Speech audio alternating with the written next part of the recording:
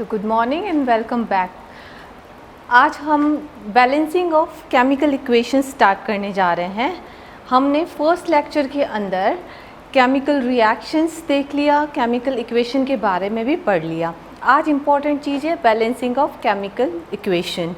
अब एक बार रिकॉल कर देते हैं केमिकल इक्वेशंस होती क्या है। केमिकल इक्वेशंस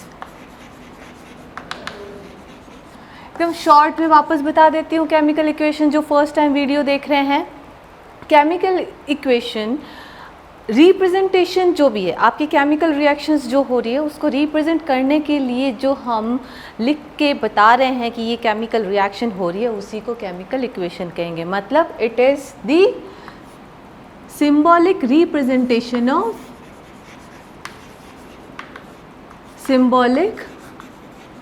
representation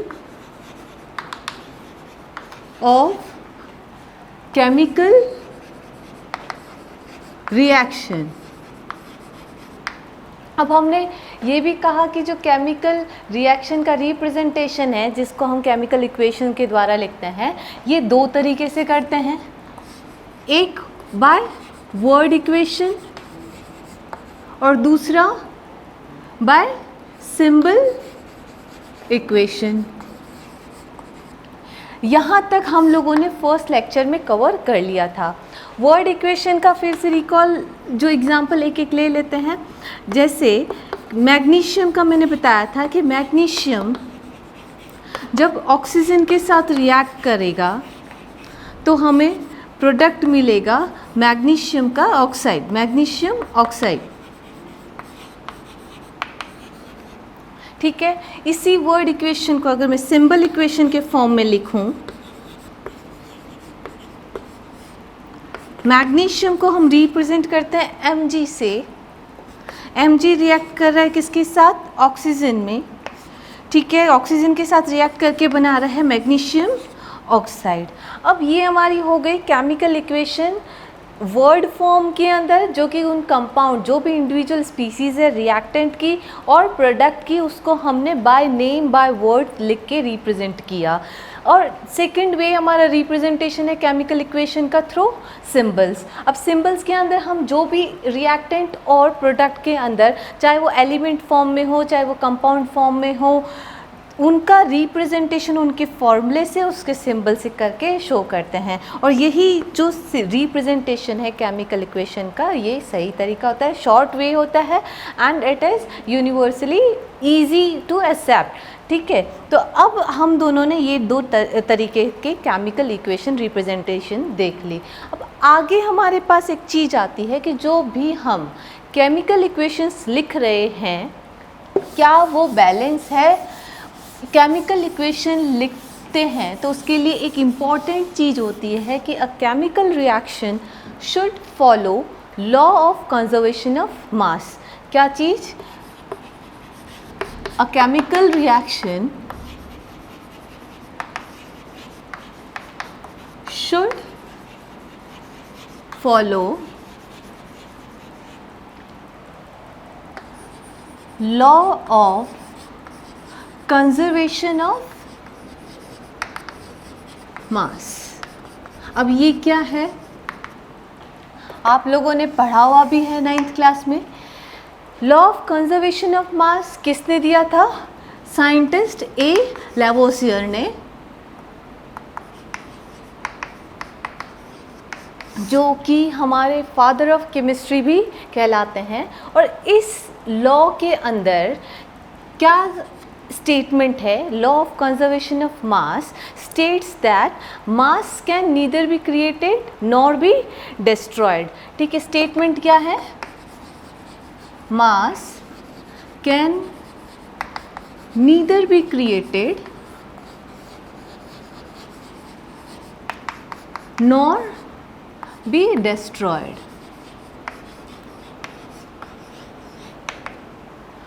जो भी हम केमिकल इक्वेशंस लिखेंगे उसके अंदर law of conservation of mass follow होना चाहिए। मतलब जो भी मास हमारा रिएक्टेंट साइड का होगा वो मास उतना का उतना हमें प्रोडक्ट में भी मिलना चाहिए।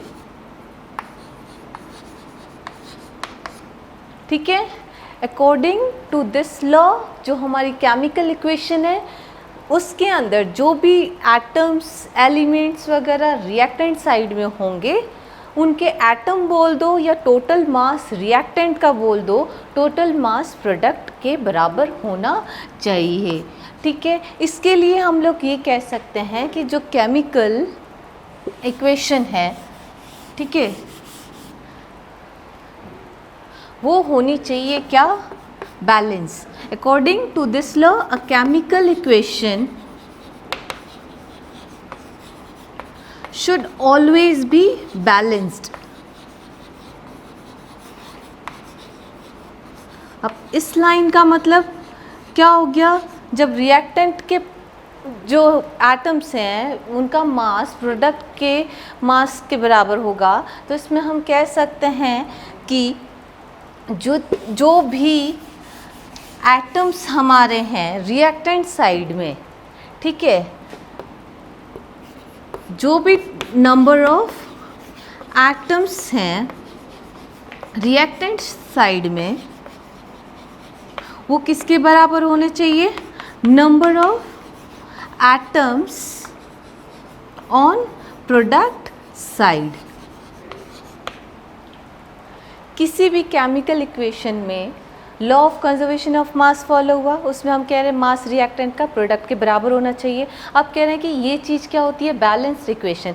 बैलेंस्ड इक्वेशन के अंदर हम ये देखेंगे कि जितने भी नंबर ऑफ एटम्स इन्वॉल्व है किसकी तरफ, रिएक्टेंट की तरफ, उतने ही नंबर ऑफ एटम्स हम लोगों को कहाँ मिलने चाहिए, प्रोडक्ट में।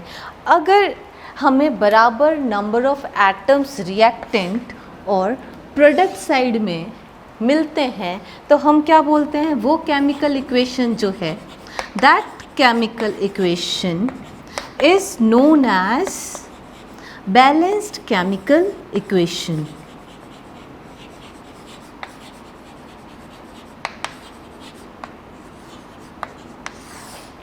A balanced chemical equation is that equation in which number of atoms on both the side, on reactant and product side are always equal। और हमें हमेशा केमिकल इक्वेशन को लिखते वक्त ये ध्यान देना है कि वो केमिकल इक्वेशन बैलेंस्ड ही हो। ठीक है, अब देखते हैं अनबैलेंस्ड इक्वेशन और बैलेंस्ड इक्वेशन का एग्जाम्पल जिससे क्लियर हो जाएगा। ठीक है, अभी जस्ट एक एग्जाम्पल लिखा था मैंने मैग्नीशियम वाला। मैग्नीशियम जब ऑक्सीजन के साथ रिएक्ट करेगा तो हमें मिला मैग्नीशियम का ऑक्साइड। इस केमिकल इक्वेशन के अंदर अगर हम रिएक्टेंट साइड के अंदर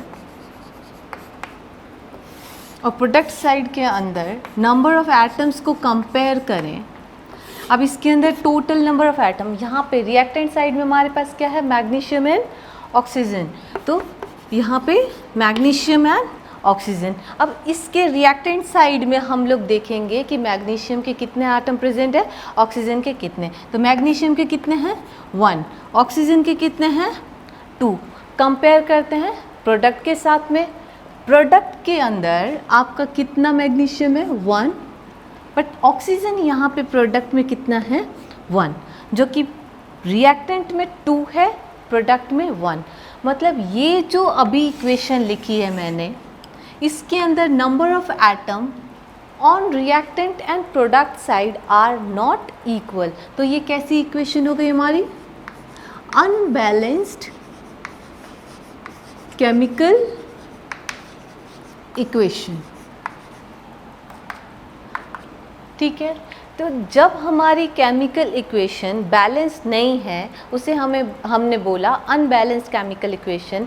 तो हम अब क्या करेंगे, इस केमिकल इक्वेशन को बैलेंस करेंगे सो दैट ये chemical equation law of conservation of मास को फॉलो कर सके। तो अब ये जो प्रोसेस होता है किसी भी अनबैलेंस्ड केमिकल इक्वेशन को बैलेंस्ड केमिकल इक्वेशन में कन्वर्ट करने का, उसी को हम बोलते हैं क्या, बैलेंसिंग ऑफ केमिकल इक्वेशंस। अब ये बहुत ही इम्पॉर्टेंट भी है, थोड़ा सा दिमाग लगा के करने वाली चीज़ें हैं और ये इम्पॉर्टेंट पार्ट है, आपको केमिकल इक्वेशन बैलेंस करना आना ही चाहिए।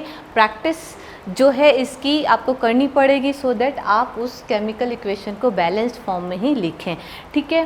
तो अभी ये वाला एग्जांपल है, इसी को हम लोग कंटिन्यू करते हैं बैलेंसिंग ऑफ केमिकल इक्वेशन के अंदर।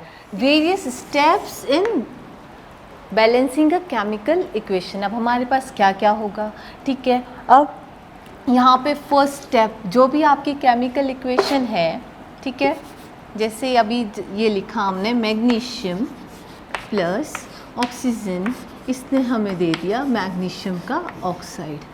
फर्स्ट स्टेप हमारा होगा, फर्स्ट स्टेप होगा write down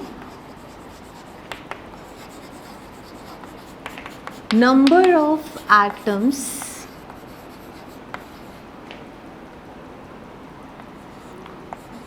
on both sides। जितने भी नंबर ऑफ एटम्स है रिएक्टेंट एंड प्रोडक्ट साइड वो हम लोग लिखेंगे। तो यहाँ पे एक टेबल बना लेते हैं फर्स्ट स्टेप के लिए, ठीक है। ये रिएक्टेंट हो गया हमारा, ये क्या हो गया प्रोडक्ट, ठीक है। रिएक्टेंट और प्रोडक्ट। अब इसके अंदर हम लोग एक बार लिख लेते हैं वही जस्ट अभी लिखा, मैग्नीशियम 1, ये 2, ये 1 और ये 1, ठीक है। फर्स्ट स्टेप में हमने क्या लिखा, जितने भी नंबर ऑफ एटम्स हैं रिएक्टेंट और प्रोडक्ट साइड वो लिखा। सेकेंड स्टेप, अब फर्स्ट स्टेप में हमने देखा कि जो बैलेंस्ड नहीं है वो आप टिक करोगे। सेकेंड स्टेप के अंदर उसी एलिमेंट को लेके उसकी बैलेंसिंग स्टार्ट करोगे। तो सेकेंड स्टेप क्या हो जाएगा हमारा, pick up the atom to be balanced. अब यहाँ पे तो हमारे दो ही हैं, एक बैलेंस्ड है दूसरा ले लिया। कहीं कहीं पे आपको 3 मिलेंगे, कहीं 4 मिलेंगे, कहीं पे आपको total number of atoms balanced ही मिलेंगे। तो वो देखना पड़ेगा आपको, जिस रिएक्शन के अकॉर्डिंग आपको जो एलिमेंट मिल रहा है आप पिक करेंगे। जनरली जो है हाईएस्ट नंबर जो होता है अनबैलेंस्ड नंबर रिएक्टेंट या प्रोडक्ट साइड में, आप जो जिसका सबसे ज़्यादा नंबर होगा एटम का रिएक्टेंट या प्रोडक्ट साइड वो पिक करेंगे। आगे के एग्जांपल लेंगे, बट अभी हमारे पास सिर्फ ऑक्सीजन है इस रिएक्शन में जो कि बैलेंस नहीं है, तो हम इसको पिक करेंगे। Pick up the atom to be balanced, इसको हम लोग बैलेंस करेंगे। तो अब हम कैसे बैलेंस करेंगे, रिएक्टेंट साइड में 2 है, प्रोडक्ट साइड में 1 है। मतलब हम लोगों को क्या करना पड़ेगा, ये जो केमिकल इक्वेशन हमने यहाँ पे लिखी है, ठीक है। अब इस केमिकल इक्वेशन को मैं वापस लिखती हूँ। तो इसमें जो प्रोडक्ट साइड है उसमें अगर आप 2 से मल्टीप्लाई करें, आपने प्रोडक्ट साइड में ऑक्सीजन पहले 1 था, यहाँ पे जब 2 से मल्टीप्लाई करेंगे तो कितना हो जाएगा। अब वापस से सेकेंड स्टेप में ये जो टेबल है नंबर ऑफ़ एटम्स की आपको हर स्टेप में बनानी पड़ेगी, हर स्टेप में नंबर ऑफ़ एटम्स लिखने पड़ेंगे। अगर ये वाला पार्ट आप मिस करते हैं तो केमिकल इक्वेशन बैलेंस नहीं हो पाएगी। छोटी सी गलती भी रह गई तो आपकी वो केमिकल इक्वेशन अनबैलेंस्ड ही रहेगी। तो इसको क्रॉस चेक हर बार करना ज़रूरी है। तो मैग्नीशियम ऑक्सीजन का रिएक्शन किया हमने, यहाँ पे ऑक्सीजन एलिमेंट जो कि अनबैलेंस था इसको बैलेंस करने के लिए प्रोडक्ट में मल्टीप्लाई किया 2 से। अब फिर से क्रॉस चेक करते हैं हमारे पास अब कौन कौन से एलिमेंट कितने हैं, ठीक है। रिएक्टेंट साइड में मैग्नीशियम 1, ऑक्सीजन 2, प्रोडक्ट साइड के अंदर वापस चेक करते हैं, मैग्नीशियम अब हमारा हो गया 2, ठीक है। पहले 1 था अब 2 हो गया। ऑक्सीजन कितना 2, ऑक्सीजन तो हमारा हो गया बैलेंस। सेकेंड स्टेप जो हमने फॉलो किया उसके अंदर हमारी बैलेंसिंग ऑक्सीजन की हो गई। थर्ड स्टेप में अब क्या करेंगे हम लोग, other atom to be balanced. Simple सी है चीज़ की, जो अब बाकी रह गया है बैलेंसिंग में, अब जो बैलेंस नहीं है उसको पिक करेंगे, नेचुरल है। अब यहाँ पे क्या बच गया हमारे पास ये, तो अब इसको बैलेंस करने के लिए हम लोग क्या करेंगे, अब हमारे पास मैग्नीशियम है, रिएक्टेंट में अगर हम लोग 2 से मल्टीप्लाई कर दें, मैग्नीशियम के आगे 2 से मल्टीप्लाई कर दें तो हमारी क्या हो जाएगी रिएक्शन, ठीक है। ये मैं वापस लिख रही हूँ ऊपर, आप भी बार बार इक्वेशन को लिखें, उसी से ही, उसी में क्रॉस चेक मत कर देना, वापस लिखोगे उतना ही ज़्यादा अच्छे से समझ पाओगे। मैग्नीशियम को मैंने कहा 2 से मल्टीप्लाई किया, ऑक्सीजन वैसा का वैसे, और हमने सेकंड स्टेप के अंदर मैग्नीशियम ऑक्साइड को 2 से मल्टीप्लाई किया। तो अब हम लोग फिर से उसी टेबल पे जाएंगे नंबर ऑफ़ एटम्स वाली में, अब फिर क्रॉस चेक करेंगे थर्ड स्टेप के अंदर। थर्ड स्टेप में हमारे पास क्या आया, मैग्नीशियम कितने रिएक्टेंट साइड में 2, ऑक्सीजन कितने हो गए अब 2, प्रोडक्ट के अंदर मैग्नीशियम कितना है, ये 2 से पूरा मल्टीप्लाई हो रहा है, 2 मैग्नीशियम और 2 ऑक्सीजन, तो यहाँ पे हो गया हमारा 2 और 2। मतलब अभी जो हमें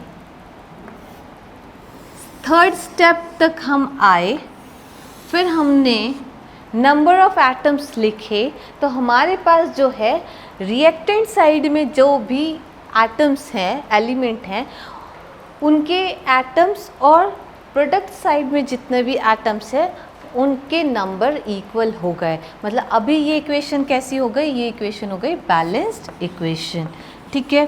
अब ये जो हैं, ये स्टेप आपको कहीं पे कम, अब यहाँ तक बैलेंस हो गया, अगर यहाँ तक भी बैलेंस नहीं होता है तो हम आगे और करते रहेंगे, जब तक करेंगे जब तक कि आपकी इक्वेशन बैलेंस नहीं हो जाती। तो ये स्टेप्स हम लोग फॉलो करेंगे, बट लास्ट में इम्पॉर्टेंटली नंबर ऑफ़ एटम्स को क्रॉस चेक ज़रूर करना, नंबर ऑफ़ एटम्स को क्रॉस चेक फाइनल स्टेप तक, जब तक आपको ये बैलेंस नहीं मिले तब तक आपको क्रॉस चेकिंग करनी है। It is a hit and trial method, जहाँ पे आप करते रहेंगे क्रॉस चेक जब तक आपको सारे इक्वल नहीं मिलेंगे रिएक्टेंट एंड प्रोडक्ट साइड के एटम्स, ठीक है।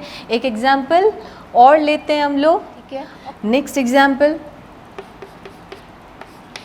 ये भी हमने पढ़ा था,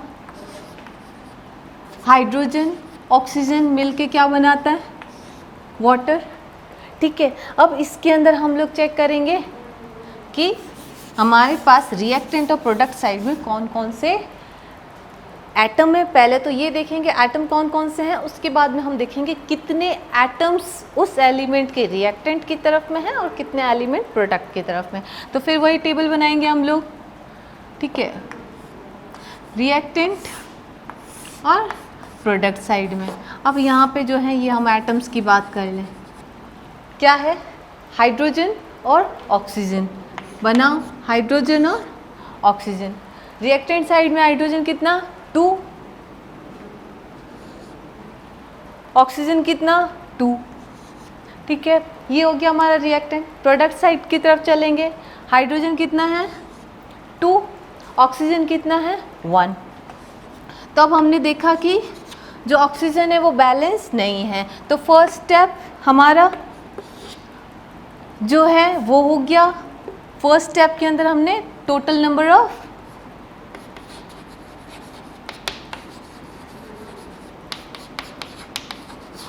एक बार इस बार लिख रही हूँ ये, उसके बाद में से पूरा शॉर्टकट करेंगे। पहले स्टेप में हमने नंबर ऑफ़ एटम्स लिख दिया, सेकेंड स्टेप में जो एलिमेंट बैलेंस नहीं है उसको पिक करेंगे, मतलब यहाँ पे क्या है हमारा ऑक्सीजन, तो ऑक्सीजन को हम लोग क्या करेंगे यहाँ पे पिक करेंगे और इसको करेंगे बैलेंस।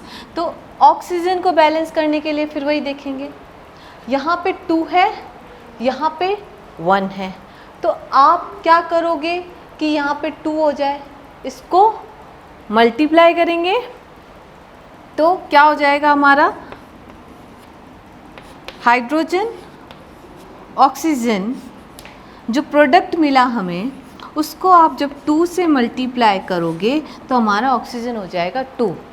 फिर वापस सेकेंड स्टेप के लिए भी हम वही टेबल क्रॉस चेक करेंगे नंबर ऑफ एटम के लिए, फिर से पूरा लिखेंगे कि कितने एटम्स अब हमारे पास रिमेनिंग है। रिएक्टेंट में हाइड्रोजन ऑक्सीजन कितने हैं 2, प्रोडक्ट में हाइड्रोजन एंड ऑक्सीजन कितना है, यहाँ पे अब हो गया हाइड्रोजन 2 और 2 4 और ऑक्सीजन कितना हो गया 2, मतलब हमारा ऑक्सीजन तो हो गया बैलेंस, ऑक्सीजन की बैलेंसिंग हो गई। लेकिन अब हमारे पास क्या नेक्स्ट हाइड्रोजन अनबैलेंस हो गया, तो थर्ड स्टेप में अब हम लोग क्या करने वाले हैं, हाइड्रोजन को फिर से बैलेंस करेंगे। थर्ड स्टेप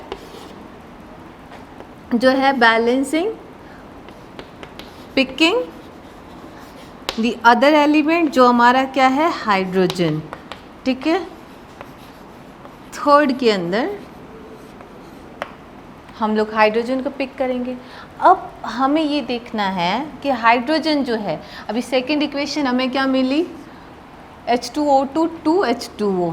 अब हमारे पास यहाँ पे हाइड्रोजन है 4 4 और यहाँ पे हाइड्रोजन है 2, तो क्या कैसे बैलेंस कर सकते हैं हम लोग, अगर इस हाइड्रोजन को 2 से मल्टीप्लाई कर देंगे तो हमारे पास यहाँ हाइड्रोजन कितने हो जाएंगे 4, और ये स्टेप करते ही हमारी जो केमिकल इक्वेशन है वो हो जाएगी बैलेंस। तो अब जो है इस इक्वेशन को यहाँ पे इसी के अंदर अगर मैं ट्रांसफॉर्म करूँ, इस इक्वेशन को ऐसे लिख दें 2H2 + O2 गिव्स 2H2O। तो अब हमारे पास जो है फिर वापस ये जो टेबल है इसमें क्रॉस चेक करेंगे, हाइड्रोजन एंड ऑक्सीजन के atoms reactant and product side में फिर से कंपेयर करेंगे। यहाँ कितना हाइड्रोजन है 4, ऑक्सीजन कितना है 2, यहाँ पे कितना हाइड्रोजन है 4 और ऑक्सीजन कितना है 2। फोर्थ स्टेप हमारा यही है, क्रॉस चेक करेंगे कि हमारे रिएक्टेंट के एटम्स और प्रोडक्ट्स के एटम्स इक्वल हुए या नहीं। इस स्टेप में आते ही हम ये देख रहे हैं कि दोनों बराबर हो गए, मतलब ये जो केमिकल इक्वेशन है हमारी क्या हो गई, अब ये बैलेंस्ड इक्वेशन हो गई, ठीक है। अब दो एग्जाम्पल मैंने लिए, अब इसमें एक चीज़ इम्पॉर्टेंट चीज़ जो है वो एक बार देख लेते हैं। ये जो केमिकल इक्वेशन है बैलेंस्ड इक्वेशन, इनमें जिस भी मॉलिक्यूल के आगे, कंपाउंड के आगे जो भी हम लोग यहाँ पे आगे लगा रहे हैं कोफिशिएंट, ठीक है, इसके आगे हाइड्रोजन के आगे 2 लगा हुआ है, ऑक्सीजन के आगे कुछ नहीं लगा हुआ है, यहाँ जो वाटर मॉलिक्यूल है उसके आगे 2 लगा हुआ है। ये जो भी कोफिशिएंट्स हैं इनको हम क्या कह रहे हैं, कोफिशिएंट्स, ठीक है। ये जो कोफिशिएंट है ये इंटीजर नंबर्स हैं, इंटीजर्स हैं,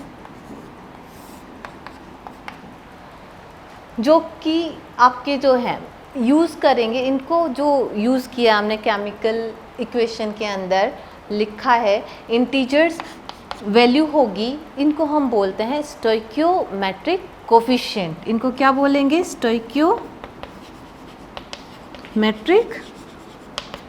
कोफिशिएंट। किसी भी केमिकल इक्वेशन में जो भी आप इंटीजर नंबर देख रहे हैं, जो कि होल नंबर होना चाहिए, डेसिमल में नहीं होगा, होल नंबर होंगे, इंटीजर नंबर होंगे, इन्हीं को हम क्या कह रहे हैं, स्टोइकियोमेट्रिक कोफिशिएंट, ठीक है। जिस भी एलिमेंट के आगे जो नंबर लिखा हुआ होगा वो उसका स्टोइकियोमेट्रिक कोफिशिएंट होगा। हाइड्रोजन के लिए बात करेंगे तो इसका स्टोइकियोमेट्रिक कोफिशिएंट कितना है 2। इस ऑक्सीजन के आगे कुछ नहीं लिखा हुआ तो इसका जो स्टोइकियोमेट्रिक कोफिशिएंट है वो क्या हो जाएगा 1, ठीक है। वाटर की बात करेंगे तो यहाँ पे इसका हो जाएगा 2। इस इक्वेशन को आप एक और फॉर्म में भी लिख के देख सकते हैं, जैसे हाइड्रोजन हुआ plus half O2 gives H2। अब ये जो इक्वेशन है आपकी, यहाँ पे आपने इस इक्वेशन को 2 से डिवाइड कर दिया, ये इक्वेशन ये फॉर्म में है तो ये भी बैलेंस्ड, लेकिन यहाँ पे जो स्टोइकियोमेट्रिक कोफिशिएंट है वो ऑक्सीजन का, वो क्या है, इंटीजर वैल्यू नहीं है, यहाँ पे ये फ्रैक्शनल वैल्यू है। तो हम बैलेंस्ड इक्वेशन के अंदर फ्रैक्शनल वैल्यू का यूज़ नहीं करते हैं, हमेशा होल नंबर, इंटीजर नंबर ही यूज़ में लेंगे, ठीक है। और एक इम्पॉर्टेंट चीज़ कि ये जो स्टोइकियोमेट्रिक कोफिशिएंट्स होते हैं हम लोग इसको हमेशा आगे की तरफ ही लगाते हैं। कोई बच्चा ये बोल दे कि 2H2O जो लिखा हुआ है, 2 वाटर के मॉलिक्यूल है, उसको आप ऐसे सफिक्स के फॉर्म में पीछे की तरफ में ब्रैकेट में नहीं लिखेंगे, ये जो तरीका है ये हो जाएगा गलत। तो आपने बैलेंसिंग ऑफ केमिकल इक्वेशन देखी और उसके अंदर जो भी आपके जो इंटीजर्स आए हैं कोफिशिएंट फॉर्म में, उसको हमने बोला स्टोइकियोमेट्रिक कोफिशिएंट, वो इंटीजर वैल्यू होनी चाहिए, फ्रैक्शनल डेसिमल वैल्यू नहीं होनी चाहिए और हमेशा आगे लगेगा ना कि पीछे। ठीक है, ये 2-3 चीज़ें थी केमिकल इक्वेशन में। एक केमिकल इक्वेशन और देख लेते हैं बैलेंसिंग फटाफट से, ताकि बैलेंसिंग और अच्छे से समझ जाओ तुम लोग। ये इक्वेशन हमने लिखी Fe + H2O gives Fe3O4 ferric oxide plus hydrogen. ठीक है, फर्स्ट स्टेप में हम लोग क्या करते हैं, अब मैं लिखूंगी नहीं स्टेप्स को, सीधा अपन स्टार्ट करेंगे कि हमारा जो है नंबर ऑफ एटम्स रिएक्टेंट और प्रोडक्ट साइड के अंदर, रिएक्टेंट और प्रोडक्ट साइड में नंबर ऑफ एटम। पहले देखेंगे कौन कौन से एटम्स हैं। कौन सा है, आयरन, ठीक है, फिर हाइड्रोजन और ऑक्सीजन। अब हमने ये देखना है कि आयरन का रिएक्टेंट तरफ में कितना है, 1 है, हाइड्रोजन का कितना है, 2 है, और ऑक्सीजन का कितना है, 1। रिएक्टेंट मिल गया, प्रोडक्ट को चेक करो, आयरन कितना 3, हाइड्रोजन कितना 2, ऑक्सीजन कितना 4। जब हम फर्स्ट स्टेप में नंबर ऑफ एटम्स लिख रहे हैं तो हम लोगों को ये मिल रहा है कि हाइड्रोजन जो है, हाइड्रोजन को छोड़ के आयरन और ऑक्सीजन जो है रिएक्टेंट और प्रोडक्ट साइड में डिफरेंट है, तो हमें इन दोनों की बैलेंसिंग करनी है। तो अब यहाँ पे आप जो है आयरन के 3 हैं, ऑक्सीजन के 4। जस्ट अभी थोड़ी देर पहले स्टेटमेंट बोला था कि जब आपके पास ज़्यादा एटम्स हो जिनको बैलेंस करना हो, जो अनबैलेंस्ड हो, तो हम वो पिक करेंगे जिसका नंबर रिएक्टेंट या प्रोडक्ट दोनों में से किसी एक तरफ में ज़्यादा हो। तो अभी हमारे पास ज़्यादा कौन सा है, ऑक्सीजन। ठीक है, तो हम जो सेकंड स्टेप है उसमें किसको पिक कर रहे हैं, ऑक्सीजन को। ऑक्सीजन को पिक करेंगे, उसको क्या करेंगे, बैलेंस। अब ऑक्सीजन को बैलेंस करने के लिए आप क्या करेंगे, रिएक्टेंट में कितना है 1, प्रोडक्ट में कितना है 4, तो आप यहाँ पे 4 से मल्टीप्लाई करेंगे तभी ऑक्सीजन आपका बैलेंस हो पाएगा। तो करते हैं, फिर काउंट करेंगे, नंबर्स ऑफ एलिमेंट को वापस से टेबल में लिखेंगे। यहाँ पे क्या करेंगे, हम 4 से मल्टीप्लाई कर रहे हैं, फिर वही इक्वेशन लिखेंगे। ठीक है, तो वापस ये टेबल क्रॉस चेक करें। रिएक्टेंट साइड में आयरन 1, प्रोडक्ट साइड में आयरन 3, हाइड्रोजन रिएक्टेंट साइड में 4 × 2, रिएक्टेंट साइड में आयरन कितना हो जाएगा 8। ठीक है, प्रोडक्ट साइड में कितना है 2, ऑक्सीजन कितना है 4 × 1 4। थर्ड एलिमेंट, अभी हाइड्रोजन को बैलेंस करना है हम लोगों को, तो कैसे करेंगे, रिएक्टेंट की तरफ में हाइड्रोजन कितना है 8 और प्रोडक्ट की तरफ में कितना है 2, तो हम लोग 4 को अगर मल्टीप्लाई करें प्रोडक्ट के हाइड्रोजन से तो हमारे पास हाइड्रोजन हो जाएगा बैलेंस। कैसे, आयरन Fe + 4H2O, प्रोडक्ट में हमारे पास है Fe3O4 + 4 हमने लगाया हाइड्रोजन के आगे, तो हमारा अब चेक करते हैं हाइड्रोजन बैलेंस हुआ या नहीं हुआ। ठीक है, फिर से ऐसी टेबल वापस बनाओगे, क्रॉस चेक करोगे। आयरन हमारे पास कितना है, वही 1। ठीक है, हाइड्रोजन हमारे पास कितना है 8, ऑक्सीजन हमारे पास कितना है 4। प्रोडक्ट साइड में आयरन हमारे पास कितना है 3, हाइड्रोजन की बात करेंगे तो अभी हमने इस स्टेप में हाइड्रोजन के आगे 4 लगाया, तो हाइड्रोजन कितना हो गया प्रोडक्ट में, अगेन 8, ये हो गया बैलेंस। ऑक्सीजन कितना है 4 और प्रोडक्ट में भी 4। तो थर्ड स्टेप तक हमारा ऑक्सीजन और हाइड्रोजन बैलेंस हो गया। अब रिमेनिंग क्या है हमारे पास, आयरन, इसको बैलेंस करना है। तो आयरन को बैलेंस फोर्थ स्टेप के अंदर कैसे करेंगे, हमारे पास प्रोडक्ट में 3 है और रिएक्टेंट में 1 है, मतलब अगर रिएक्टेंट में आयरन के आगे कोफिशिएंट 3 लगाएंगे तो हमारी क्या हो जाएगी, इक्वेशन बैलेंस हो जाएगी। तो फोर्थ स्टेप में आयरन को मल्टीप्लाई करेंगे 3 से। अब जो इक्वेशन हमारी आई है वो हो गई